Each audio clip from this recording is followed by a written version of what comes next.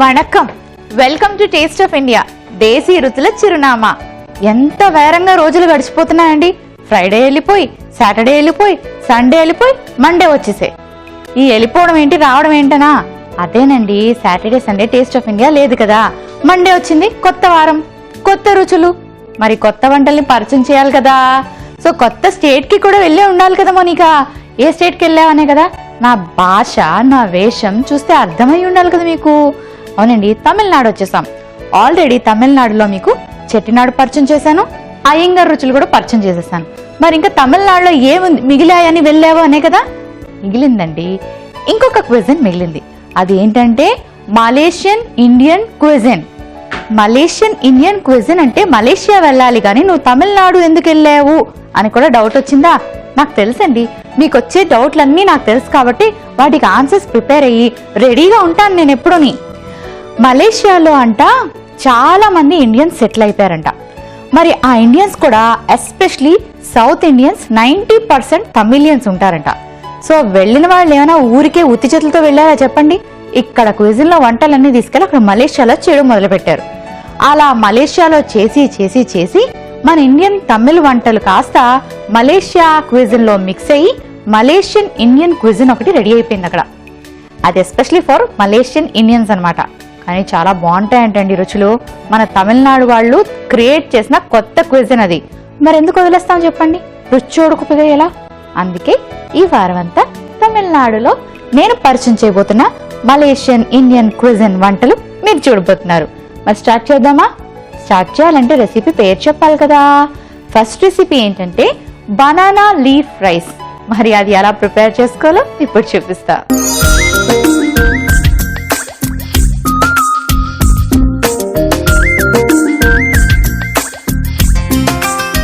Banana leaf rice కి మనకి banana leaves fresh గా కట్ చేసుకుని రెడీగా పెట్టుకోవాలి.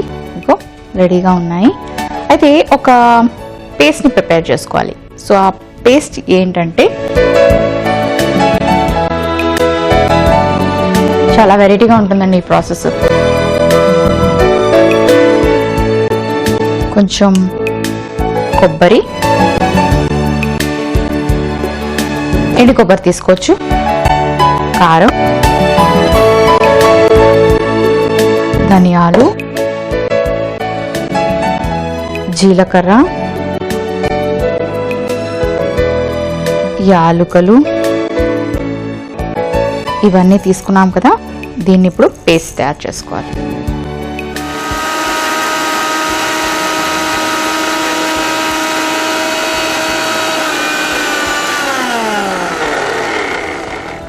ఒక బౌల్ తీసుకొని ఆ బౌల్లో ఈ ప్రిపేర్ చేసుకున్న మసాలా పౌడర్ వేసేసుకోవాలి.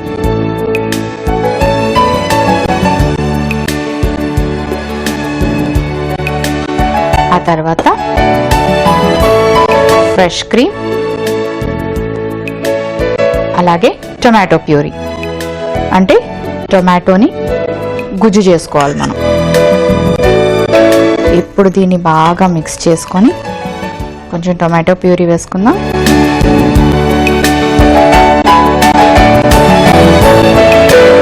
ఆ తర్వాత కాస్త ఉప్పు వేసుకోవాలి.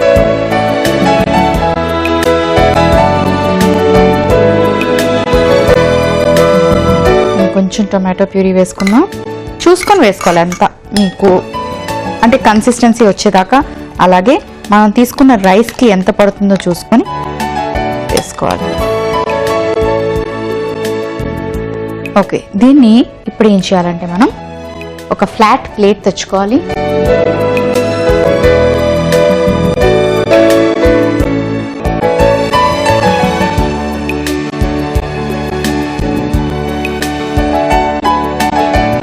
అలాగే బనానా లీఫ్ రెడీగా ఉంది కదా. ఈ బనానా లీఫ్ని కాస్త వేడి మంట మీద కాల్చాలి. కాలుద్దామా?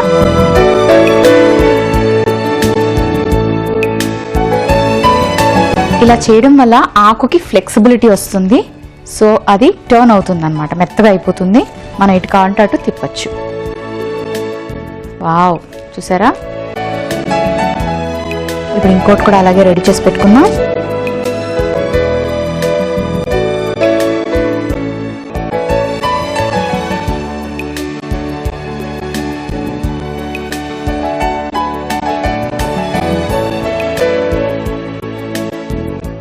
రెడీ. ఇప్పుడు దీని మీద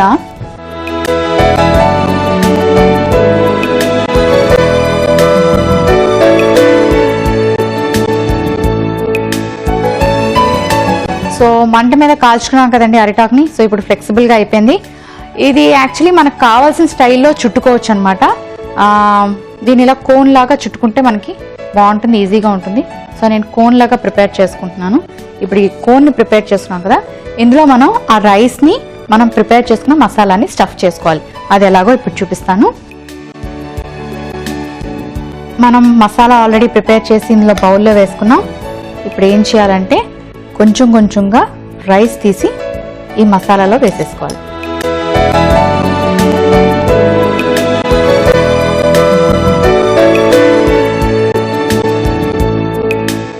వేసుకొని దీన్ని కాసేలా మిక్స్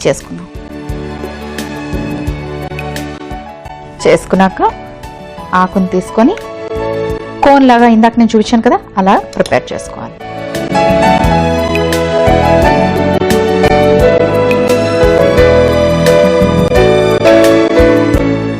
ఇలా చేసుకొని దీన్ని మనం ఈ రైస్తో ఫిల్ చేసుకోవాలి. ఫిల్ చేసుకొని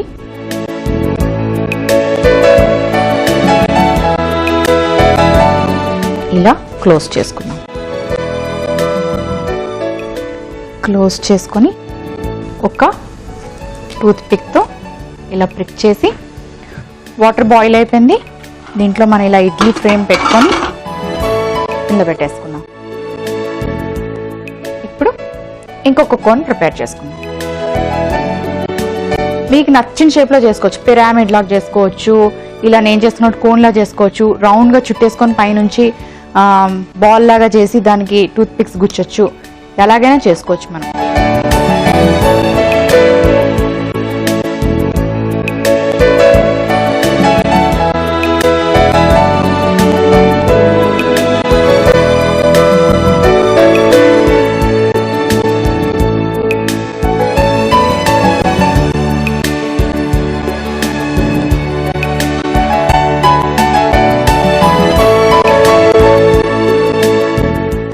ఓకే,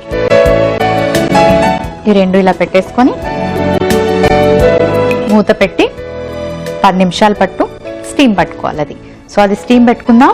ఇంకా మనం ఉన్నది అంటే మనం చెప్పుకుంటున్నది మలేషియన్ ఇండియన్ క్విజిన్ అయినా అది తమిళియన్స్ ఎక్కువగా ఇన్ఫ్లుయెన్స్ అయిన క్విజిన్ అని చెప్పాను కదా. తమిళ్ రెసిపీస్నే మలేషియన్ స్టైల్లో చేస్తూ ఉంటారన్నాను కదా. సో తమిళనాడు గురించి చెప్పాలంటే మీకు చాలా విషయాలు తెలుసు కదండి. Chennai capital and Tamil Nadu 11th largest state in India అంట. 11వ పెద్ద స్టేట్ అనమాట ఇండియాలోని. ఒకవైపు అరేబియన్ సీ, ఇంకోవైపు బే ఆఫ్ బెంగాల్, ఇంకొక వైపు ఇండియన్ ఓషన్. 3 సముద్రాలు టచ్ అవుతూ ఉందంట. ఓకే, ఓపెన్ చేద్దాం. ఇప్పుడు సర్వింగ్ ప్లేట్లోకి తీసుకోవాలి.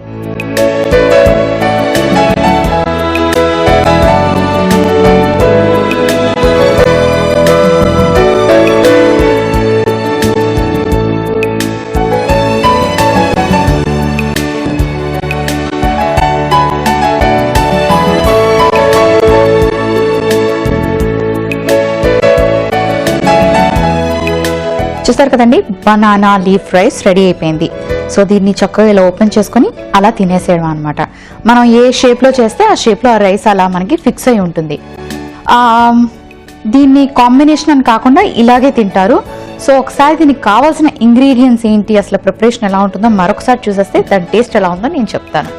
సో మరి బనానా లీఫ్ రైస్ కి కావలసిన పదార్థాలు, తయారీ విధానం మరొకసారి మీకోసం. బనానా లీఫ్ రైస్ కి కావలసిన పదార్థాలు: రైస్ 1 కప్పు, ఉప్పు తగినంత, tomato puree 1 cup, fresh cream 1 cup, కొబ్బరి తురుము 4 టీ స్పూన్లు, కారం 1 టీ స్పూన్, ధనియాలు 3 టీ స్పూన్లు, జీలకర్ర 1 టీ స్పూన్, యాలకులు 1 టీ స్పూన్, అరిటాకులు 2. బనానా లీఫ్ రైస్ తయారు చేసుకునే విధానం: ముందుగా మిక్సీ జార్ లో కొబ్బరి తురుము, కారం, ధనియాలు, జీలకర్ర, యాలకులు వేసి మిక్సీ పట్టి పేస్ట్ చేసుకోవాలి. బౌల్లోకి తీసుకుని ఫ్రెష్ క్రీమ్, టొమాటో ప్యూరీ, తగినంత ఉప్పు వేసి బాగా కలిపి ఉడికించిన రైస్ వేసి బాగా కలుపుకోవాలి. ఆ తర్వాత అరిటాకుల్ని కోన్ లాగా చుట్టుకొని ఈ రైస్ మిశ్రమాన్ని అరిటాకుల్లో స్టఫ్ చేసి చేసుకొని ఇడ్లీ పాత్రలో పెట్టి కాసేపు స్టీమ్ పెట్టి ఉడికించుకోవాలి. ఆ తర్వాత స్టవ్ ఆఫ్ చేసి సర్వ్ చేసుకుంటే ఎంతో రుచికరమైన బనానా లీఫ్ రైస్ రెడీ.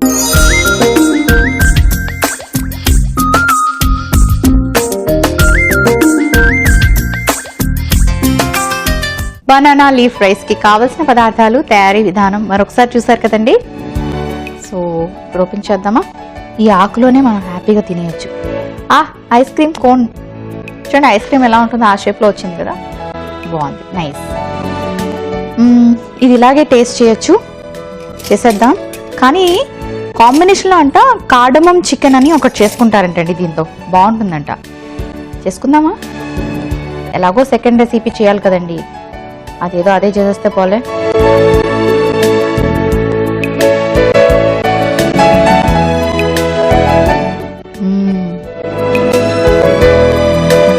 ఎలా ఉందో చెప్పను.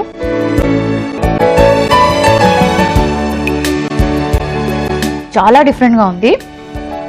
కంపేర్ చేస్తూ చెప్పాలంటే దమ్ బిర్యానీ లాగా ఉందండి. దమ్ బిర్యానీకి మసాలా ఎలా అక్కడక్కడ ఉంటుంది, అక్కడక్కడ వైట్ రైస్ ఉంటుంది కదా, ఆ స్టైల్లో ఉంది. చాలా టేస్టీగా ఉంది. ఇలాచీ పౌడర్ వేసుకోవడం వల్ల ఇలాచీ టేస్ట్ కూడా తెలుస్తుంది. కార్డమం. సో నెక్స్ట్ రెసిపీ కూడా కార్డమం చికెన్ అంటే దీనికి బాగా పర్ఫెక్ట్గా మ్యాచ్ అవుతుంది. సో అది చేసి దాంతో ట్రై చేస్తే బెటర్ కదా. సో దీన్ని ఇలాగే ప్యాక్ చేసి పక్కన పెట్టుకొని కార్డమం చికెన్ కుక్ చేశాక అప్పుడు రెండు కలిపి ట్రై చేస్తాను.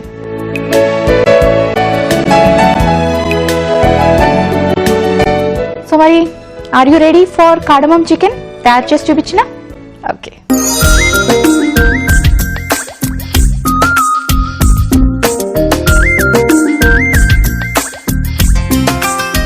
కార్డమం చికెన్ కాబట్టి కార్డమం ఎక్కువగా తీసుకోవాలి. కార్డమం అంటే మీకు తెలుసు కదండి, ఇలాచీ అంటాం కదా మనం, అదే అనమాట. సో వాటిని మనం ఎక్కువగా తీసుకొని ఇందులో యాడ్ చేసుకుంటే ఆ ఫ్లేవర్ వస్తుంది కాబట్టి కార్డమం చికెన్ అంటాను. ఫస్ట్ అయితే ప్యాన్ పెట్టేసుకొని ఆయిల్ వేసేసుకుందాం. మీకు తమిళనాడు గురించి చాలా విషయాలు చెప్పాలి కదా నేను షోలోని. మరి ఒకవైపు బే ఆఫ్ బెంగాల్, ఇంకోవైపు ఇండియన్ ఓషన్, అలాగే ఇంకోవైపు అరేబియన్ సీ, 3 సముద్రాలకి టచ్ అవుతూ మనకి తమిళనాడు ఉందండి. మ్యాప్ చూసారా? ఇండియా మ్యాప్ ఇలా ఉంటుంది కదా, ఆ కార్నర్ ఉంటుంది చూసారు కింద పార్ట్, అక్కడ మనకు కరెక్ట్గా తమిళనాడు ఉంటుంది. అందుకే అది ఒకవైపు కన్నడ, ఇంకోవైపు కేరళ, ఇంకోవైపు ఆంధ్రాని టచ్ అవుతూ ఆ కార్నర్లో ఉంటుంది అనమాట. సో తమిళనాడు 11th లార్జెస్ట్ స్టేటే కాకుండా తమిళనాడు లాంగ్వేజ్ ఎందుకంత పవర్ఫుల్, వాళ్ళు ఆ లాంగ్వేజ్కి ఎందుకంత గౌరవిస్తారు అంటే దానికి ఒక రీజన్ ఉంది. మన ఇండియాకి ఇండిపెండెన్స్ వచ్చాక తమిళ్ లాంగ్వేజ్ని ఇండియన్ క్లాసికల్ లాంగ్వేజ్గా గుర్తింపు పొందిందంటండి. ఫస్ట్ ఇండియన్ లాంగ్వేజ్ క్లాసికల్ లాంగ్వేజ్గా గుర్తింపు పొందింది తమిళ్ కాబట్టి తమిళ్ అంత గ్రేట్ అనమాట. ఇంతే కాకుండా ఇండియాలోని ఎక్కువ మంది తమిళ భాష మాట్లాడే వాళ్ళు కూడా ఉన్నారంట. ఆ తర్వాత ఎవరికి ఇవ్వాలంటే తెలుగు అంట, ఆ తర్వాత కన్నడ, ఆ తర్వాత కేరళ, ఆ తర్వాత అంటే కేరళ అంటే మలయాళం, ఆ తర్వాత మరాఠీ. సో ఇలా ప్యాటర్న్ ఉంది. సో తమిళ్ స్పీకింగ్ పీపుల్ మన ఇండియాలో ఎక్కువ ఉన్నారు కాబట్టి తమిళ్ అంత గ్రేట్ లాంగ్వేజ్ అంట.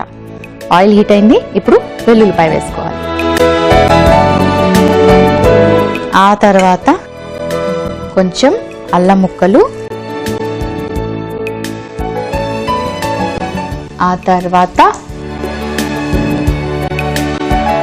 కాస్త ఉల్లిపాయ ముక్కలు,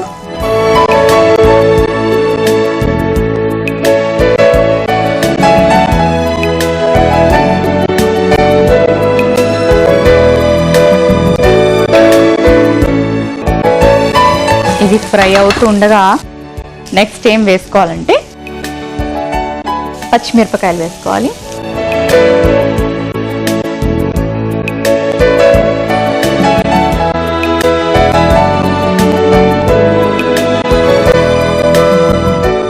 ఆ తర్వాత కాస్త జీలకర్ర, ఇప్పుడు ఇలాచీ వేసుకోవాలి. ఇలాచీని ఏం చేద్దామంటే కాస్త దంచి వేసుకుందాం ఇలా వేసేసుకునే కన్నా.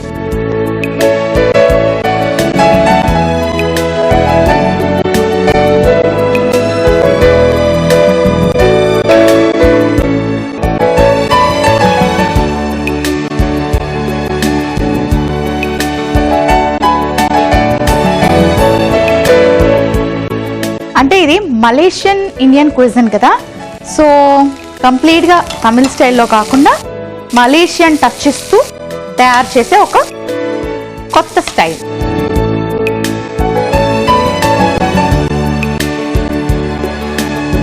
ఆ తర్వాత కాస్త టొమాటో పీసెస్, ఆనియన్ బాగా ఫ్రై అయింది కదా, ఆయిల్ బయటకు వస్తుంది కాబట్టి ఇప్పుడు వేసేసుకోవచ్చు టొమాటో.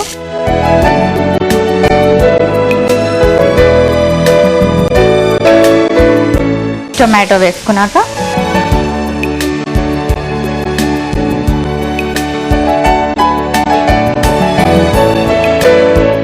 గరం మసాలా,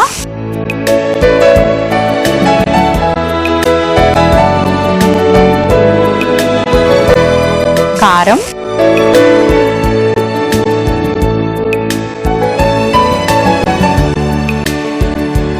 మిరియాల పొడి, కొంచెం ఉప్పు,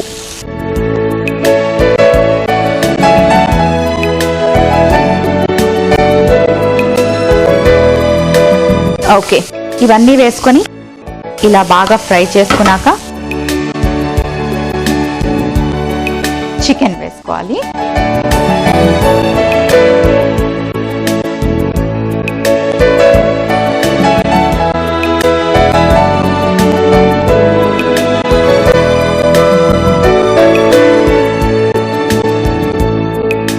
చికెన్ వేసి ఒక 2 minutes అలా ఫ్రై చేసుకున్నాక, చికెన్ ఎప్పుడైనా కొంచెం ఫ్రై చేసి ఆ తర్వాత వాటర్ వేస్తే బాగుంటుంది.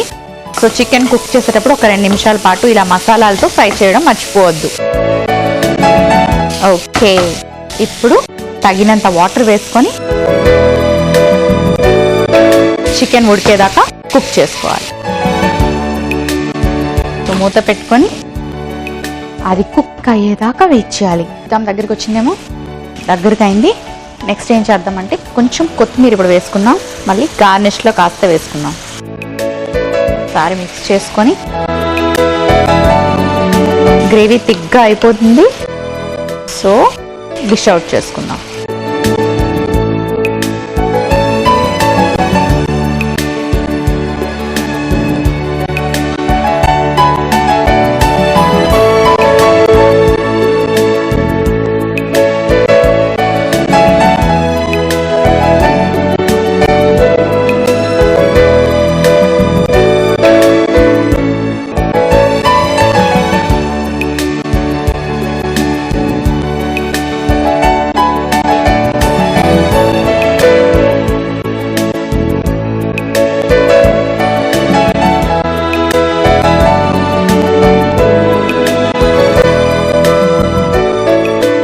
ఓకే, చూసారు కదండి, కార్డమమ్ చికెన్ రెడీ అయిపోయింది.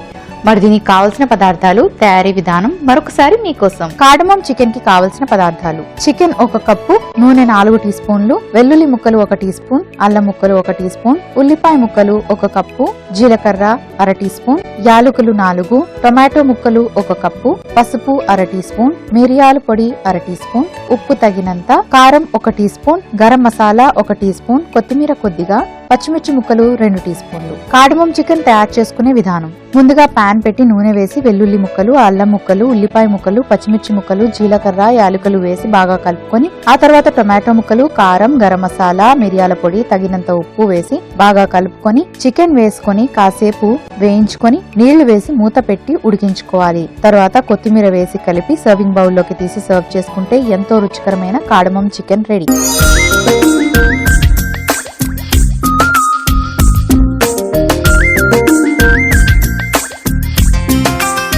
కార్డమమ్ చికెన్ కి కావలసిన పదార్థాలు, తయారీ విధానం మరొకసారి చూసారు కదండి.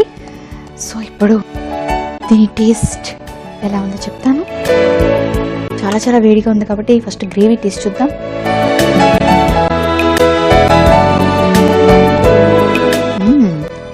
కార్డమమ్ టేస్ట్ కారంగా కూడా ఉంది. కార్డమమ్ అంత వేస్తే స్వీట్గా ఉంటుంది అనుకుంటున్నాను నేను. కార్డమమ్ ఫ్లేవర్ని ఇస్తుంది అంతే తప్ప అది దానివల్ల స్వీట్నెస్ రాదు అని కూడా నేను తెలుసుకున్నాను. సో ఇప్పుడు ఏం చేయాలంటే ఈ రైస్లోని ఈ చికెన్ కర్రీ వేసుకొని చక్కగా కూర్చుని హాయిగా తినేసేయాలన్నమాట. అలా హాయిగా తినేసేయాలంటే ముందు నేను మీకు బాయ్ బాయ్ చెప్పేసేయాలి. సో చూసారు కదండి, కార్డమమ్ చికెన్ చాలా బాగుంది, తప్పకుండా ట్రై చేయండి. దీన్ని ఓన్లీ ఈ బనానా లీఫ్ రైస్తోనే కాదు, నార్మల్ రైస్తో, రోటీతో, రుమాలి రోటీ, నాన్, మీ ఇష్టం దేనితోనో చేసుకొని తినచ్చు. దోశల్లో కూడా బాగుంటుంది చికెన్ కర్రీ. ఇంతే కాకుండా వాళ్ళ స్టైల్లో మలేషియన్ క్విజిన్కి తగ్గట్టుగా చేసుకోనుకుంటే బనానా లీఫ్ రైస్ని కూడా ప్రిపేర్ చేసుకోండి.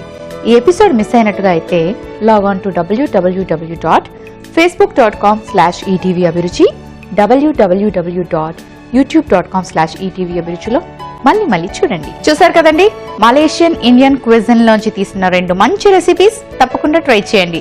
రేపు మళ్ళీ మంచి రెసిపీస్ తో మీ ముందుకు వచ్చేస్తాను. Until then take care, see you, by.